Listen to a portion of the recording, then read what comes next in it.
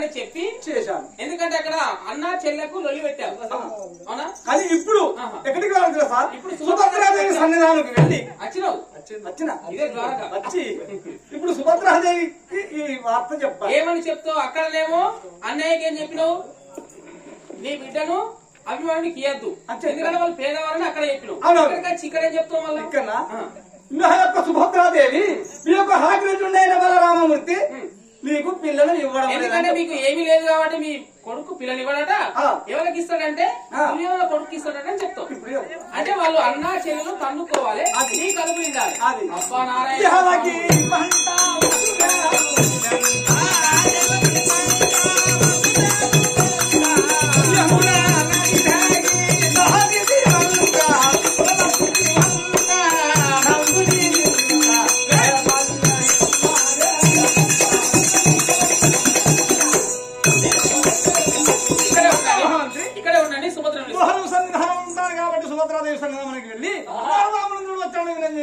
చెప్తాను దేవా, నేను చెప్తాను. అమ్మా మన సన్నిధికి నారద మహర్షి వారు వచ్చారు. త్రిలోకము చెంచే బ్రహ్మ మానస కుమారుడు నారద మహర్షి వచ్చేస్తున్నాడు. అవునమ్మా. సురులకు అమృతము, అసురులకు రక్తము, నరునికి భోజనము, నారదుని కలహము. అలాంటి కలహ ప్రియుడు మహర్షి మన యొక్క వీధికి రావడం చాలా విశేషమైన వార్త. కాబట్టి చెంబుతో ఉదకము చేత వల్ల మంగళహారతం చేత దీపం ధూపం చేత గంగోదకం చేత వారి పాదాలు కడిగి గృహానికి దొరుకుతున్నాడు. చిత్తం అక్కడ కడిగిన కాళ్ళు మళ్ళీ అంత కడుకుంటావా? చక్కగా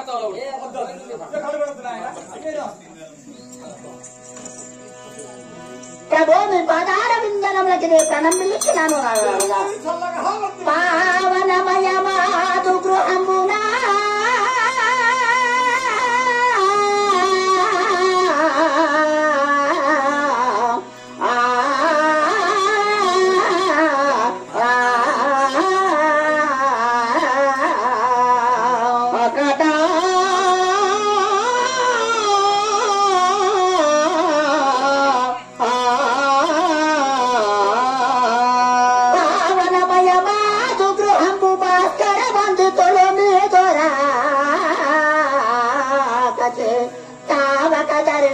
సంగుడి ఓ దేవి వినుత చేతు మీకు నా ప్రణామములు.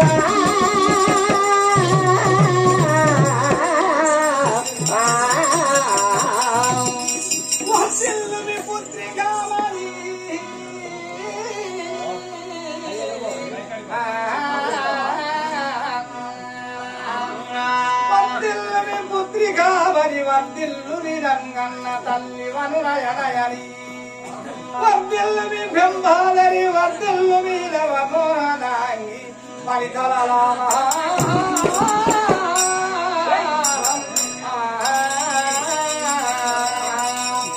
రాందేవుని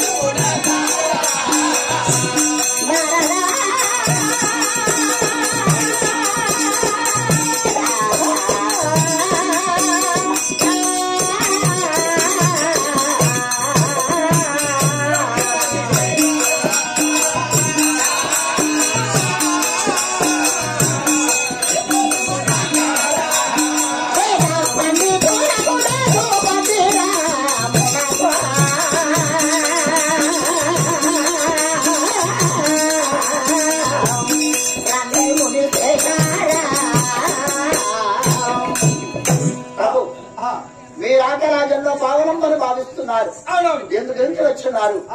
నేను రాలైన శోత్రేట విడికి వచ్చున్నారు కదా, మీ రాకగల కారణం ఏమిటో నాతో వసించండి ప్రభు. అవునా? శరణు శరణు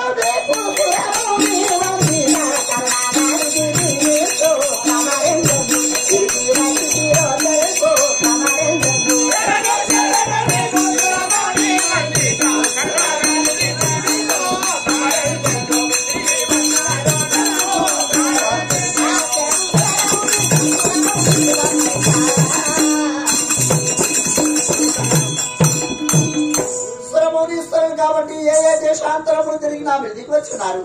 ఈ రాక గల కారణం ఏమిటో నాతో దాస్తాను.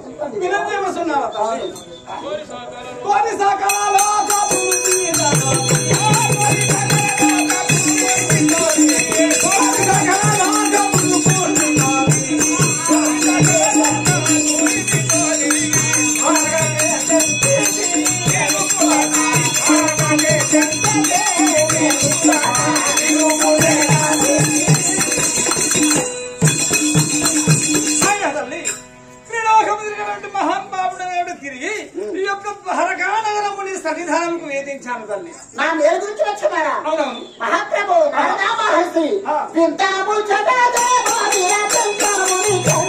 సంతోషముగానే వింతాలో బలాలే గంగో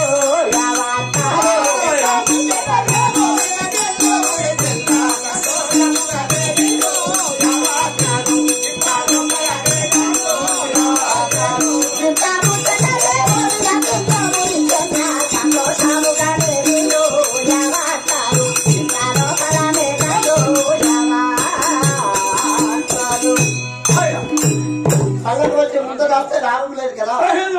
మాటి మాటికి నీకు వేరైన వార్త చెప్పాలి అని వచ్చిన్నారు శుభగ్రహించున్నారు. అంత గొప్ప విషయం ఏమిటి? మీరు చెప్పినా విని ఆనందిస్తున్నాను కాబట్టి ఆ మేలైన వార్త ఏమిటో చెప్పండి. మేలైన వార్త వినవుతున్నావా? అది చెప్పినా బాధపడతావేమో అని నా మేలకు వచ్చినావు. మేలైన మాట చెప్పినా బాధపడడం ఎందుకు? సంతోషిస్తున్నాను. సంతోషిస్తావా? చెప్పండి.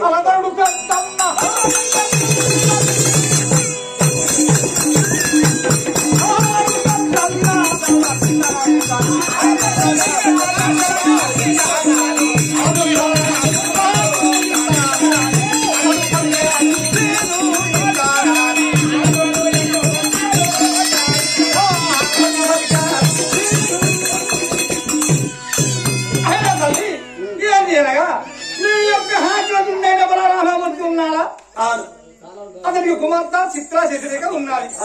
మరి పుట్టినప్పుడే పురుడు పోసుకున్నావు. నీ యొక్క కుమారుడికి వివాహం చేస్తానని అవేం తీసుకున్నావు. నారాయణ ఏమి చెప్పాలని మహామంత్రి చూసావా? కాబట్టి మీ యొక్క ఆ యొక్క శశిరేఖను మాత్రము అభిమానులకు ఇవ్వనని అన్నాడు. ఎవరు? వీళ్ళన్న. అవునవును. ఆ మాట నేను నమ్మను, ముమ్మాటికి నమ్మను. నారాయణం. అదే కాకుండా దుర్యోధన చక్రవర్తి కుమారుడైన సులోచనకిచ్చి వివాహం చేస్తానని శుద్ధ శుక్రవారం పెళ్లి ముహూర్తంలో పెట్టాడు. నారదా, మా అన్నయ్య గుణ తత్వం ఏమిటో గుణ లక్షణం ఏమిటో నాకు బాగా తెలుసు. దినలాంటి మంచి మనస్తత్వం కలిగిన వాడు మా అన్నయ్య. నేటి దినమును తన గుణమును మార్చుకొని ఇలాంటి చెడు ఆలోచన తన మనసులో చోటు చేసుకున్నదంటే నేను నమ్మను, ముమ్మాటికి నమ్మను. సరే, ఒకవేళ నీవు చెప్పే మాట నిజమైనట్లయితే నేతి లాంటిగా ఉన్న మా అన్నయ్య గుండెను రాతి లాంటిగా మార్చిన పాపాత్ముడు ఎవడో కానీ వారి ఇంట్లో పెద్ద బిడ్డలు పుట్టాయి. వారి ఇంట్లో పెద్ద బిడ్డలు పుట్టాయి. ఆ శశిరేఖను నా కొడుకైన అభిమానునికి ఇవ్వకుండా చేసిన వాడు ఎవడో వారి కోరిక సుధ వేసుడే. పల్లెర్లు మొలుతాయి మనిషి.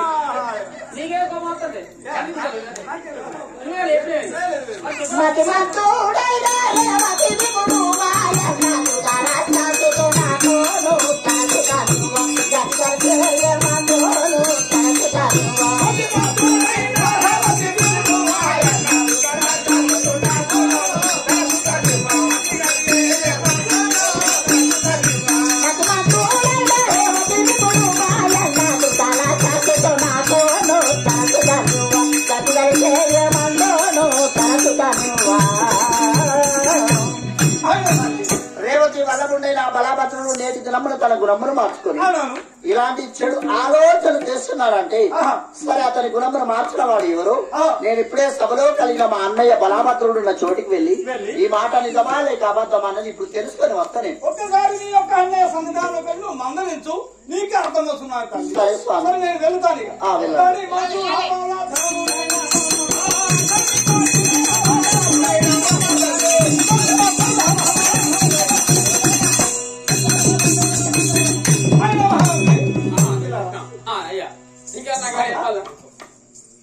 బలరాముడి సన్నిధానంకి వెళ్ళారు. బలరాముడి దగ్గరికి వెళ్ళావు. అక్కడ ఏం చెప్పావంటే అక్కడ ఆ యొక్క కుమార్తెను ఇవ్వకూడదు. పేదవాళ్లకు బిడ్డనివ్వద్దు, మీ చెల్లెకి ఇవ్వద్దని చెప్పాను.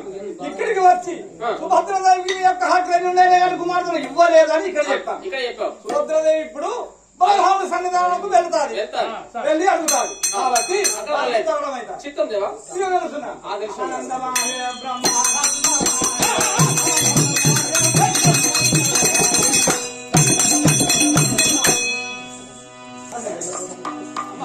మంత్రి సరే నారద మహర్షి చెప్పినాడు కదా, మరి ఒక వంతు గడ్డని మాట నమ్మవచ్చు, మరి ఒక వంతుకు నమ్మకపోవచ్చు. ముందు జరగబోయే విద్యలే అతడు చెప్తున్నాడు. మరి మాట నిజమా లేక అబద్ధమా అన్నది ఇప్పుడు మా అన్నయ్య ఉన్న చోటికి వెళ్ళి ఈ మాట తెలుసుకొని వస్తాం పదండి.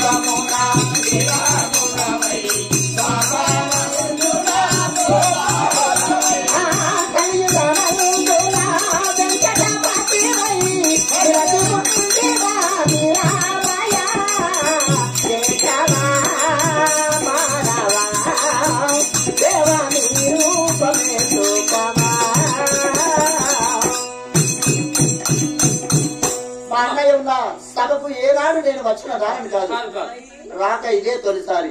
అందు గురించి ఒకసారి మా అన్నయ్య ఉన్న చోటికి వెళ్ళి మీ చెల్లెలు సుభద్రాదేవి వచ్చినదని చెప్పండి. అలాగేనమ్మా, చెప్పి వస్తాం.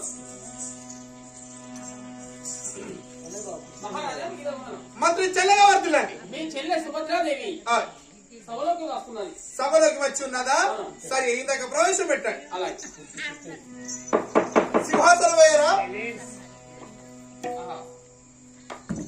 అమ్మా సుభద్రాదేవి, మీ అన్నయ్య సభలో కూర్చొని చూస్తామన్నారు.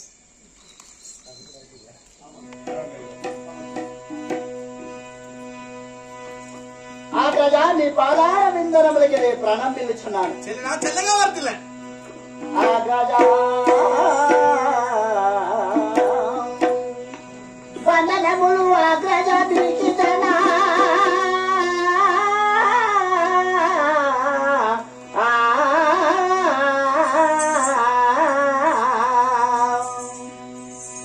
వందనములు అగ్రజ దీక్షిత వందన మమరా దివినుతా వందనమిలుగో వందనములు చేతు చక్కగా నిత్తము ఆనందమాయే చందనదాత్రి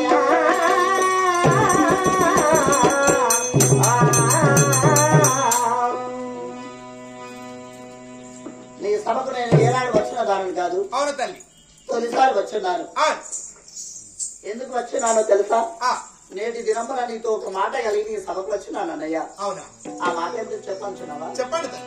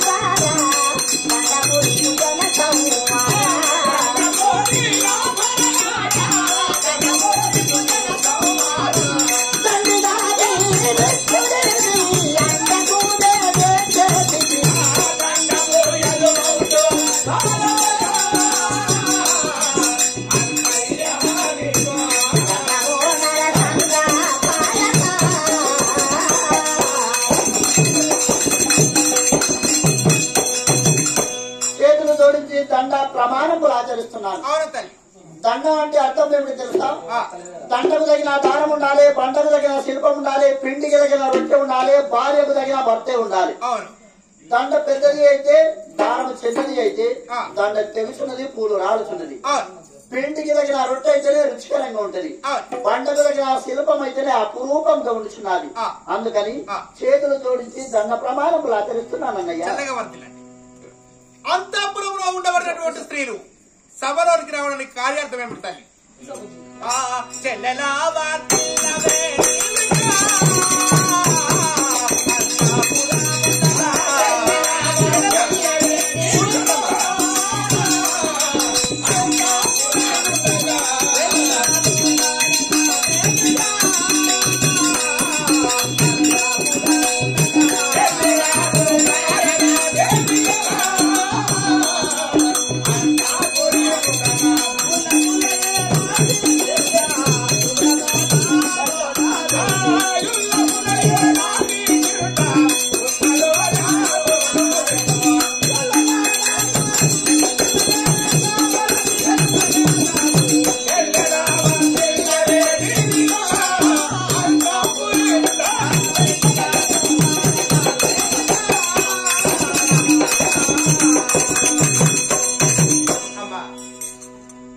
నవకండ పృథ్వీలో ఎన్నో సంబంధ బాంధవ్యాలుంటాయి, అవన్నీ తొలగిపోతాయే కానీ అన్న చెల్లెల సంబంధం ఎప్పటికీ తెగిపోయేది కాదు తల్లి.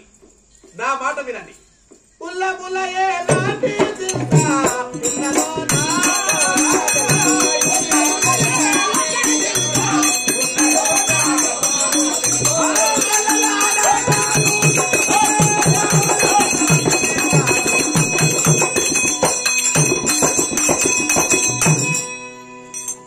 నీకేమి బాధపట్టి ఉన్నది?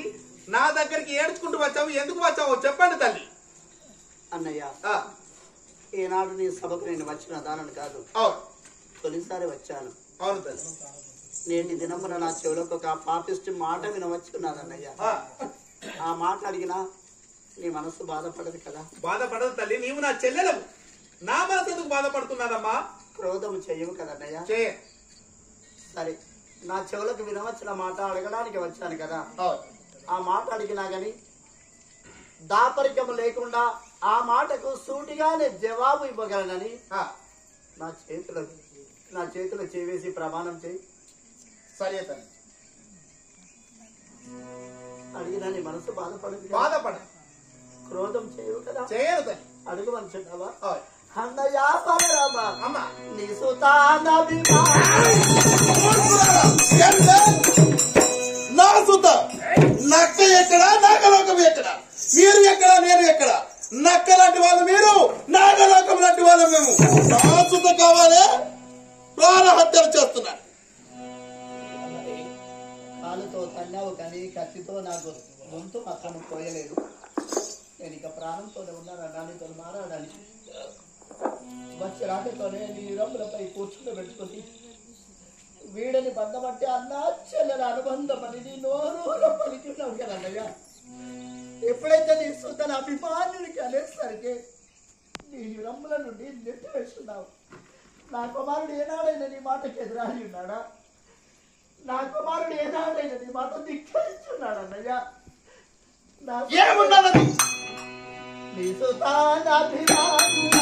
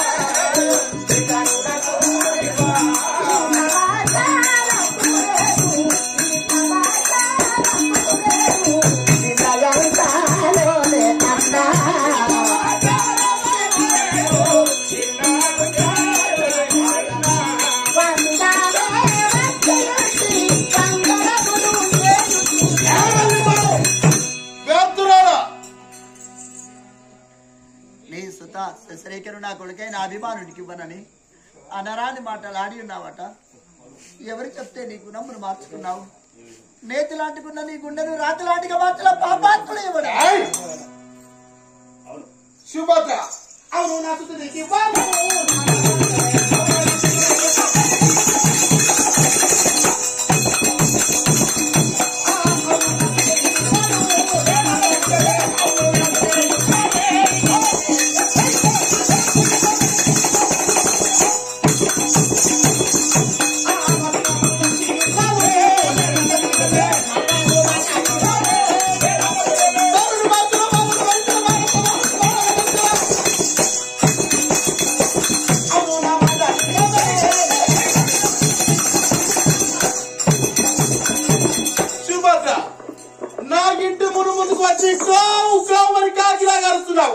నీవు కాకి కావచ్చు కానీ నా మనసు కరుగురాయినట్టుంది.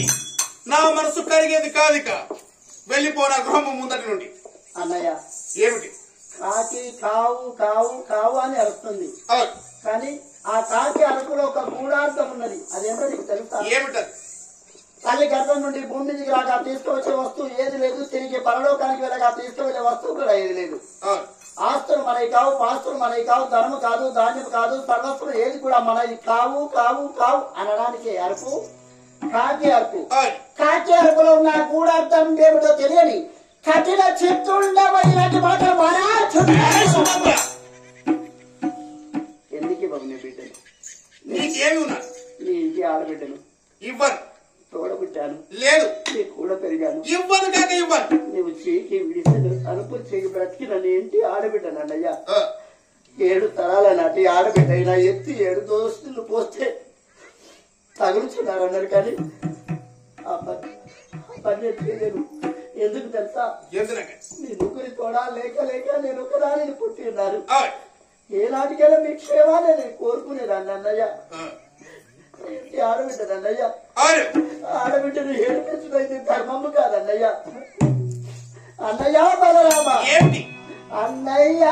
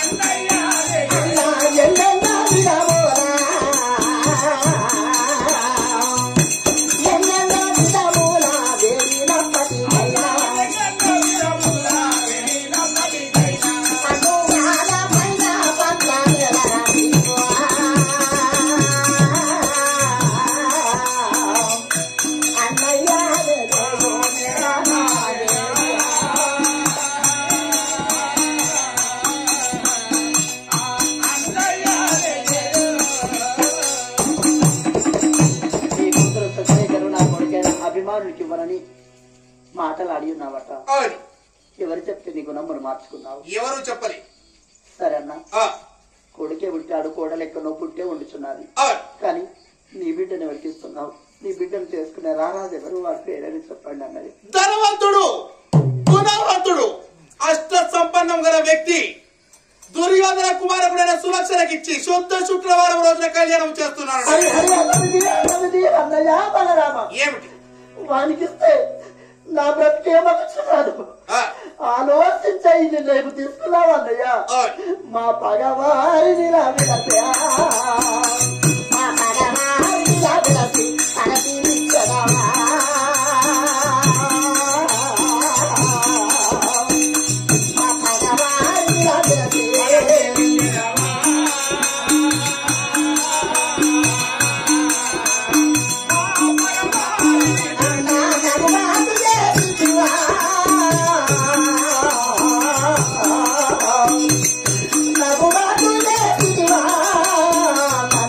నలుగురి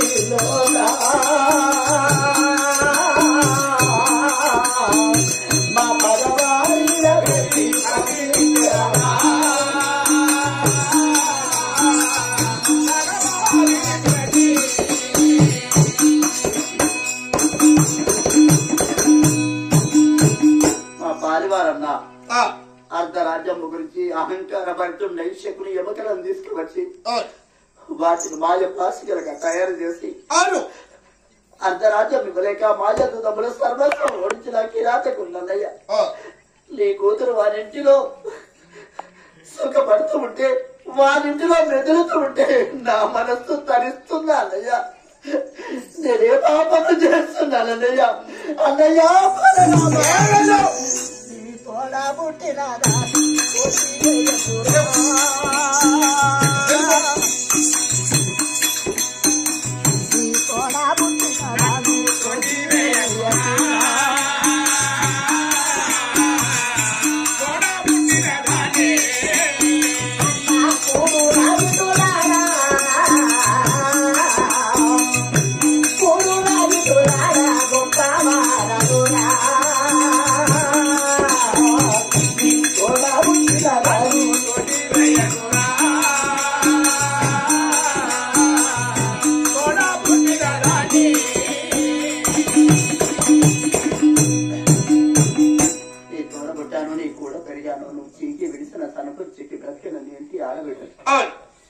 నేను నీ విధంగా మగవాడినైతే నువ్వు పరిపాలించే ఈ రాజ్యానికి అంత భాగమునకు నేను అర్హులనయ్యేదాన్ని కానీ నీ రాజ్యాన్ని నేను ఆశించడం లేదు నీ రాజ్యాన్ని నేను అడగడం లేదు నీ ధనకలక వస్తువాహనములు నేను అడగడం లేదు అన్నయ్య కన్యదానం అన్నయ్య ఆడబిడ్డలు కాబట్టి కన్యదానం నీ కూతురైన సత్రేక నా కొడుకే నా అభిమానికి ఇవ్వమని వేడుకొచ్చున్నాను శాస్త్ర ధర్మము ప్రకారము ఆడబిడ్డ కాలు కడిగి కన్యదానం చేయడం ధర్మం పరుచున్నారు కానీ ఇంటి ఆడబిడ్డలే ఉండి నీ యొక్క కూతురైన శశిరేఖను నా కొడుకైన అభిమానునికి ఇవ్వమని నీ కాలు వంటి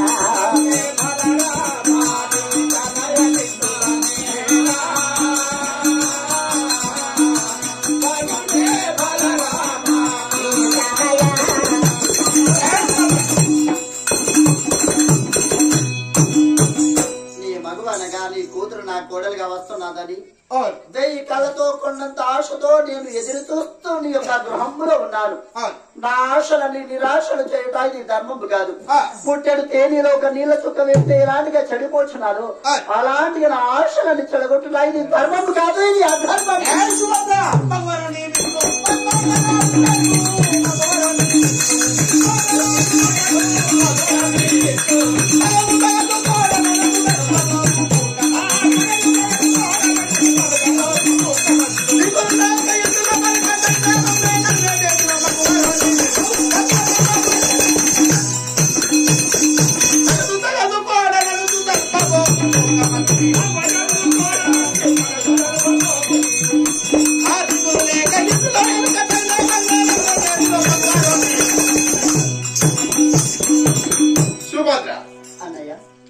నీవు నీ మతిలో నా కూతురుని నీ కోడలని మనసులో తలంచకండి నేను ఇచ్చేవాడు కాదు కానీ ఎప్పటికైనా ఇన్ని దినంబల వరకు ఏ విధంగా నేను భావించుకొని నీ ఇంటిలో నేను నివసిస్తున్నానో తెలుసా అన్నయ్య బలరామ ఏమిటి అన్నవానుతో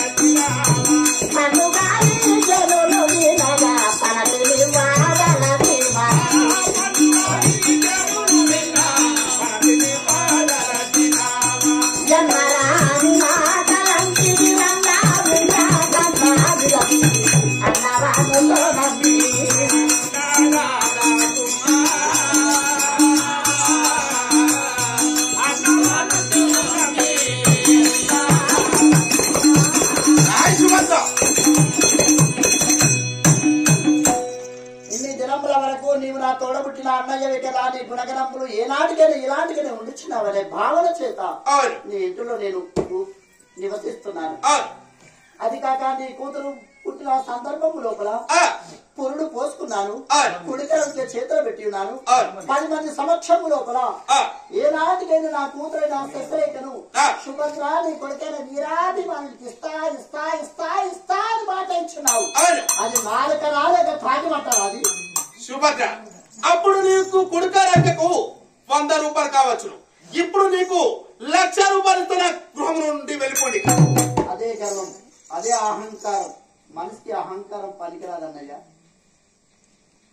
నీ ధనాన్ని నేను ఆశించలేదు, నీ కూతురును, నీ రక్త సంబంధికురాలు కాబట్టి నీ కూతురును ఆశిస్తున్నాను. విన్నావా? అందు గురించి నోటి నుండి మాట ఇచ్చున్నావు. మాట తప్పడం మానవ ధర్మము కాదు అని నిరూపించుకో. విన్నావా? ఏ నాటికైనా గాని నీవు ఎన్ని చెప్పినా గాని అని అన్నా గాని నేను సుభద్ర ఎన్ని చెప్పినా గాని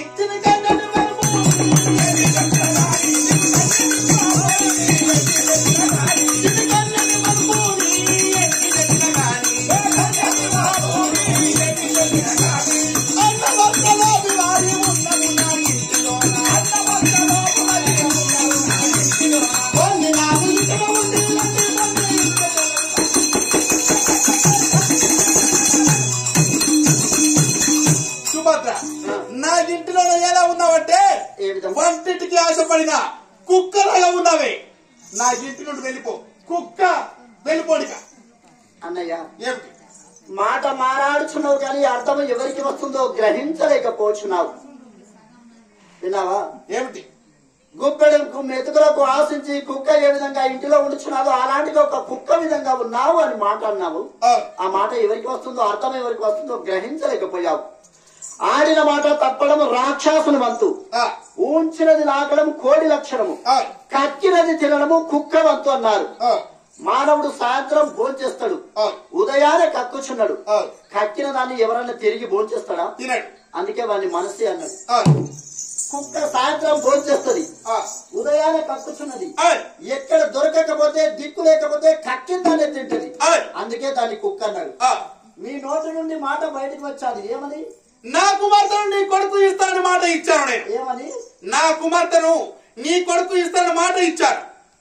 మరొకసారి పలుకు. నా కుమార్తెను నీ కొడుకు ఇస్తానని మాట ఇచ్చాను. మాట ఇచ్చావు. నీ బిడ్డను నా కొడుకు ఇస్తానని మాట ఇచ్చావు.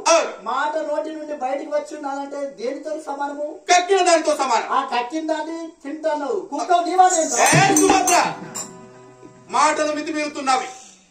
అన్నయ్య ఏమిటి? లేక పుట్టగానే లేక పుడితే దాని కొమ్ములు పుడతాయి.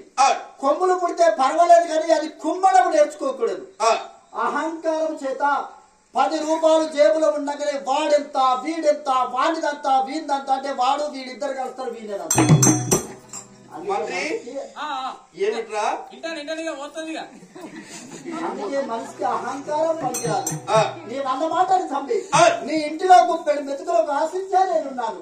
అది ఏ విధంగా తెలుసా? ఏ విధముగా?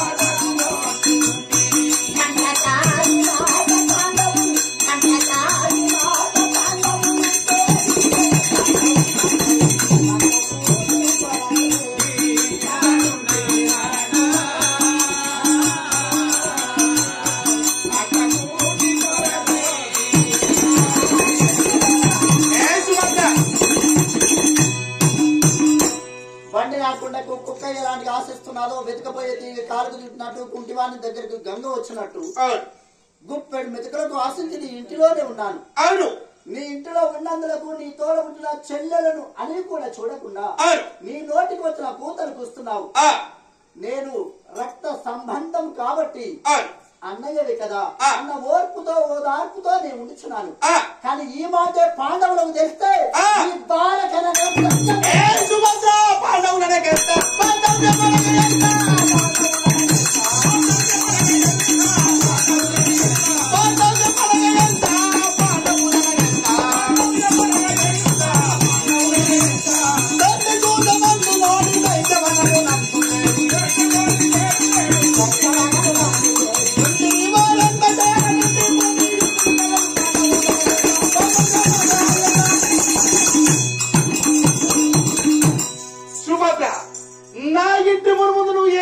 ఉన్నావంటే మొగలు దగ్గర ముండలాగా ఉన్నావే.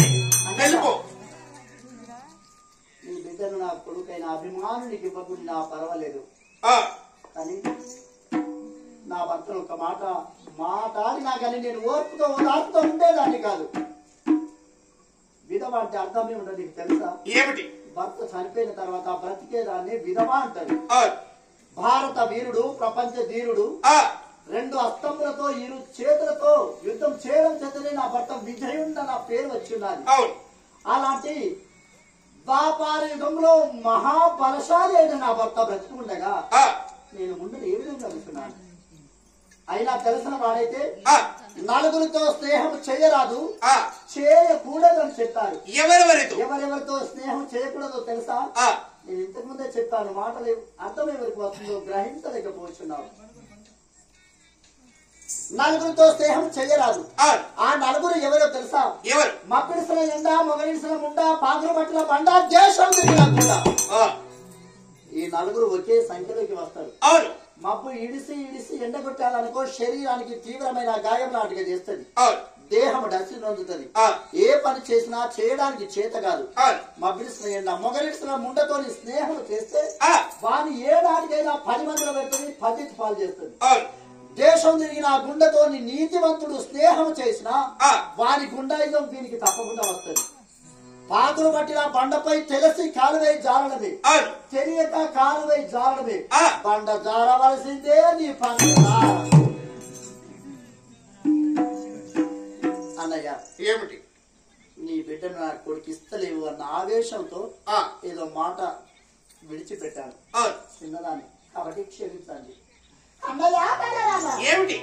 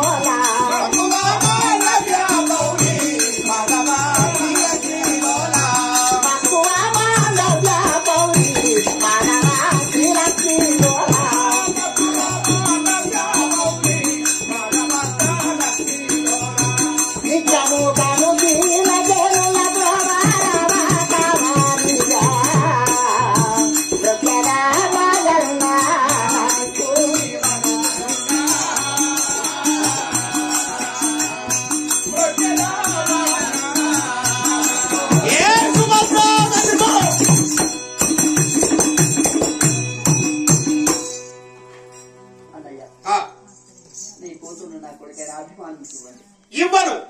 నా కుమార్తె అంటే ఏమనుకుంటున్నావు? నా కుమార్తెను బంగ్లా ఎక్కిస్తారు అని నీవనుకుంటే సరిపోతుందా? దేవుడు తలుచుకుంటే బండలు మోపిస్తాడు. నా కుమార్తె మేరెళ్ళ రత్నాలు పొదిగిస్తారు. భగవంతుడు తలుచుకుంటే రాళ్ళు మోపిస్తాడు.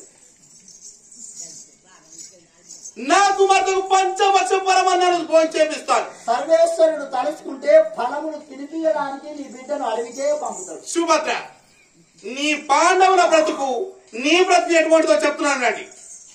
పంచ పాండవుల బ్రతుకు కలిసి, ఢిల్లీ అస్తినాపురి పట్టణము కలిసి, నీ మెడలో కట్టుకున్న మాంగళ్యం కలిసి, నా బిడ్డ దొరుకున్న చెప్పులు కలిసి వెళ్ళిపోయి. అన్నయ్య, ఏమిటి? ఈ మాట నేను మాట్లాడినా నా మనస్సు ఏం బాగా పడడం లేదు. కానీ ఇప్పటి మాట ఈ మాట నీ నోట మరి ఒకసారి వినాలనుంది. ఇప్పటి పూట ఒక్కసారి కాదు 100 సార్లు అంటాను. చిటిక వేసుకుంటూ 100 సార్లు అంటాను. పంచ పాండవుల బ్రతుకు కలిసి ఢిల్లీ అసలాపురి పట్టణం కలిసి నీ మెడలో కట్టుకున్న మాంగళ్యం కాదు, నా బిడ్డ దొరుకున్న చెప్పు విలువ కాదు. అన్నయ్య ఏమిటి? సరే మనిషికి విలువ ఉందా? మనిషి కాలుకు దొరికే చెప్పుకు విలువ ఉన్నదా? చెప్పగలను. 2 నిమిషాలు ఆగలవా? ఇలాంటి గ్రామంలో రాజ్యాన్ని పరిపాలించే రారాజు ఒక రోజున దురదృష్ట వసత్తు చేత రాజ్యమేలే రాజు మరణించున్నాడు. అతడు బ్రతుకున్నప్పుడు గొప్ప ధర్మదాత మహాపుణ్యాత్ముడు కూడా. అలాంటి మేధావైన రాజు చనిపోతే గ్రామ ప్రజలందరూ తల్లిదండ్రి కంటే ఎక్కువ పోషించిన మహనీయుడు చనిపోయి ఉన్నాడని గ్రామ ప్రజలందరూ ఏడుస్తూ రాజు శవాన్ని అగ్నిదాహనం చేయడానికి వెళ్తున్నారు. అదే గ్రామంలో నాకు 60 సంవత్సరాల ముసలివాడు నివసిస్తున్నాడు. అయ్యో తల్లిదండ్రి కంటే ఎక్కువ పోషించిన మహనీయుడు అతడు చనిపోయినాడు. చివరిసారిగా నా పాపము నేత్రముల చేత అతని అంత్యాక్రియలు కలిపే వరకు వెళ్లి చూసి వస్తాని ముసలివాడు తన కాలుకు అంటే పాదాలకు ఖరీదైన చెప్పులు విలువైన చెప్పులు తోడుకొని అతడు కూడా శవం వెనుకలా ఏడుస్తూ వెళ్తున్నాడు. ఆ రోజున ఘోరమైన వర్షం పడుతుంది. అయ్యో నా కాలుకు విలువైన చెప్పులున్నాయి, ఇప్పుడు వర్షం పడుతుంది, ఈ చెప్పులు తడిస్తే కాసు కూడా కొరగాదు అని రోడ్డు ప్రక్కన ఒక పెదరాలు పెద్దమ్మ ఇల్లు ఉంటే అక్కడికి వెళ్లి అమ్మ రాజు యొక్క శవాన్ని అగ్నిదహనం చేయడానికి వెళ్తున్నాను, నా కాలుకు విలువైన చెప్పులు ఉన్నాయి, ఈ తడిస్తే కాసు కూడా కొరగాదు, నేను తిరిగి ఇంటికి వెళ్ళగా ఈ చెప్పులు తొడుక్కొని వెళ్తా, అంతవరకు కాస్త మీ ఇంటి పంచని చెప్పులు ఇస్తా తల్లి అని చెప్పి ఆ ఇంటి పంచని చెప్పులు విడిసి అక్కడ వెళ్ళిపోయి ఉన్నాడు. ఆ ముసలమ్మ బయటికి వచ్చి చూసేసరికి విలువైన చెప్పులు. అయ్యో పాపం ముసలివాడింటే విలువైన చెప్పులను ఇంటి బయట ఏంటి అబ్బాయి తడుస్తాయని ఆ చెప్పులు తీసుకువెళ్ళి ఇంటి లోపల దాచిపెట్టాలి కాపాడడానికి. అప్పుడు వర్షం మరీ అధికంగా పడుతుంది. శవాన్ని మోసే వారు బాగా ఆలోచించారు.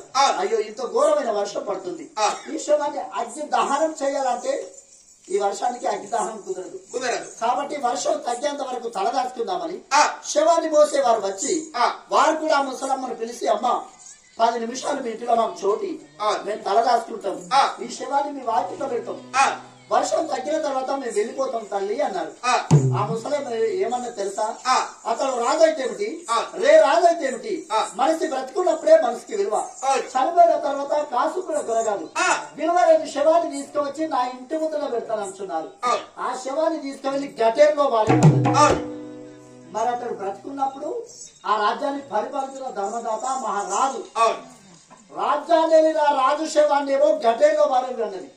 ముసలోడు కాలుకు దొరికిన చెప్పులేమో పంచను ఉన్న చెప్పులను ఇంటి లోపల దాచిపెట్టారు. అక్కడ విలువ రాజు శవానికి వచ్చిందా లేక ముసలోడు దొరికిన చెప్పులకు వచ్చిందా? చెప్పులకే వచ్చాది. చెప్పులకు విలువ రాకపోతే మీలాంటి చెడిపోయినోడి కండలకు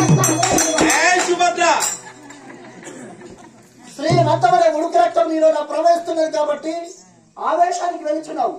ఆవేశానికి వెళ్ళకు, అనర్థాలకు దారి తీసుకోకు, శ్రీమంతమనే భ్రమలు పెంచుకోకు, బజార్ల పాలు కాకు, శ్రీమంతమనే కోరికలు పెంచుకోకు, నీ కొంపకు నిప్పంటించుకోకు. నువ్వు పునాది లేని ఇల్లు కట్టడానికి ప్రయత్నిస్తున్నావు. ఒరే బలరామను సమాజంలో పాలించాలి.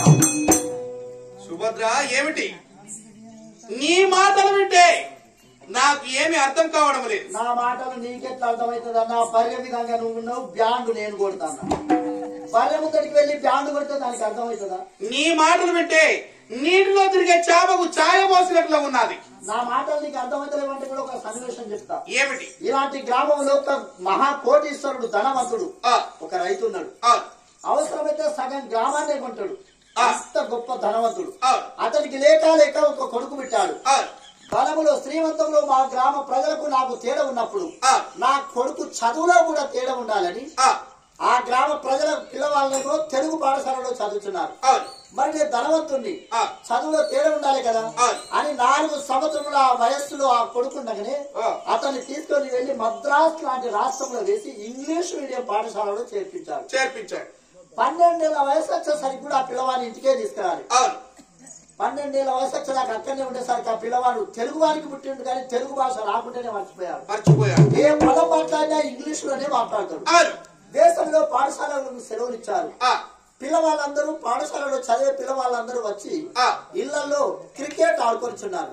అయ్యో నా కొడుకు 12 ఏళ్ల వయసు వచ్చాది, చాలా రోజులైతుంది కదా నా కొడుకు తీసుకొని వస్తానని తన కొడుకును తన ఇంటికి తీసుకొని వచ్చాడు.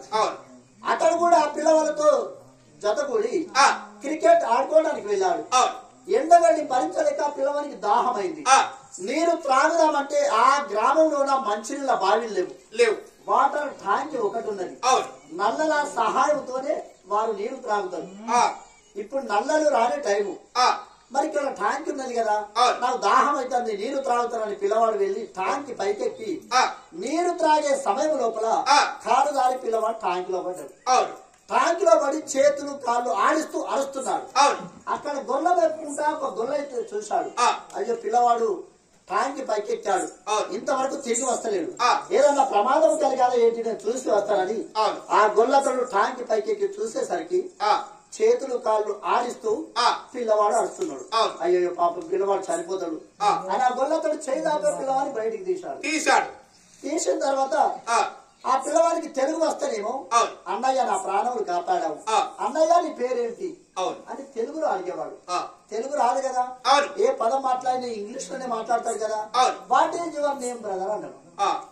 What is your name brother అంటే అన్నయ్య నీ పేరేంటి అన్నాడు. అది ఆ గొల్లతడికి అర్థం కాదు కదా, ఇంగ్లీష్ పదం అర్థం కాక ఆ గొల్లతడు ఏమంటాడు తెలుసా, ఒరే బాబు వాటం కాకపోతే కాలు దారితే రేపు నా పరిస్థితి అయినా గంతే జరుగుతుంది పోరా బాబు అన్నాడు. వెళ్ళిపోతాడు. చప్పటి కొట్టాడు పిల్లవాడు. గొల్లతడు మళ్ళీ ఒకసారి వెనుకకు మరి చూశాడు. What is your name brother అన్నాడు. అరే పోడని చెప్తే వినస్తలేదురా, కాలు దారితే రేపు నా పరిస్థితి అయినా గంతే జరుగుతుంది, వాటం కాకపోతే ఎవరికైతే గంతే అవుతుంది అన్నాడు. వెళ్ళిపోతున్నాడు. పిల్లవాడు బాగా ఆలోచించాడు, అయ్యో నా ప్రాణాలు కాపాడాడు, అతను లేకపోతే నేను మరణించేవాడిని అని ఇతని కృతజ్ఞతలను చెప్పాలి అని తెలుగు వస్తేనేమో అయ్యా నా ప్రాణాలు కాపాడావు, నీకు ధన్యవాదములు, నీకు కృతజ్ఞతలు అని చేతులు జోడిసి ముడిచేవాడు. తెలుగు రాదు కదా, ఇంగ్లీష్ లో ఏమన్నాడు తెలుసా, థ్యాంక్ యూ బ్రదర్ అన్నాడు. వెళ్లిపోయే గొల్లతడు మళ్ళీ వెనుకకు మళ్ళీ వచ్చి ఈ పోరను ట్యాంకిల్లో ఉంటాడు కదా, కానీ పోరను తీసి వాళ్ళ ట్యాంకిల్ చేసేసాడు. ఆ పిల్లవానికి అదేమైంది, ఉన్నది నీ తోడబుట్టిన చెల్లెళ్ళు కదా అని చూడకుండా నీ నోటికి వచ్చి నా కూతురు కూస్తున్నావు, ఈ మాటలు నా కొడుకే తెలిస్తే వాడు వస్తాడు నిన్ను 2 చేతుల టాంగి. సరే ఏ తండ్రి అయినా కడుపులో బిడ్డ పుట్టాలంటే నా బిడ్డను గొప్ప శ్రీమంతునికి ఇవ్వాలి, పేదవానికి ఇస్తే నా ఇంటికి ఆశిస్తుంది, శ్రీమంతునికి ఇస్తే నా ఇంటి వైపే చూడదు అని ప్రతి ఒక్క తండ్రి భావన ఇది. అందు గురించి మీ యొక్క భావనది కాదు అని నేను అనడం లేదు. వాళ్ళకి ఇస్తే నా బ్రతుకు ఏమవుతుందో నీ బ్రతుకు ఏమవుతుందో ఒకసారి ఆలోచించావా? అవును ఆలోచించారు కాబట్టి మాట ఇచ్చారు, చేస్తారు. ఆలోచించావు, నీ గతి ఏమవుతుందో తెలుసా? ఏమవుతున్నది?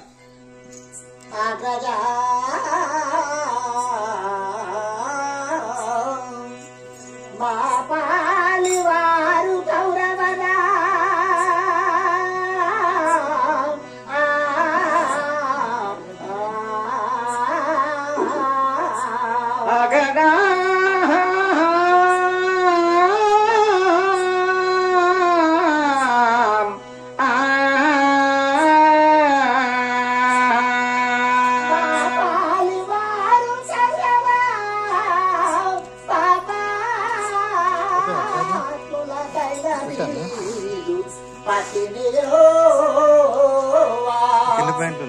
యా పాండవులకు దాగును ఈ పురి చెడులంతా చూడా